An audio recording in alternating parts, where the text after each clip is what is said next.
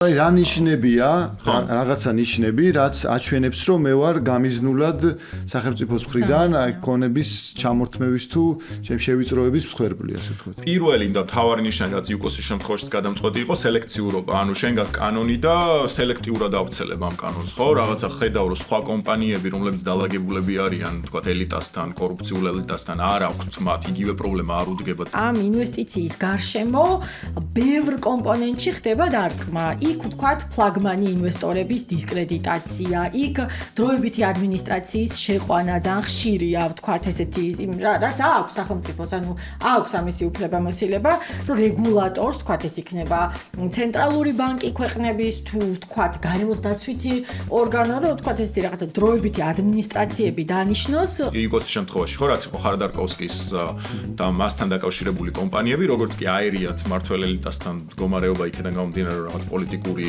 ამბიციები გამოთქვა ერთ-ერთმა ოლიგარქმა ხადარკოვსკიმ, მაშინვე სახელმწიფო უცბად გახდა პაპზე უფრო კათოლიკე ამ კონკრეტული საწარმოს წინააღმდეგ.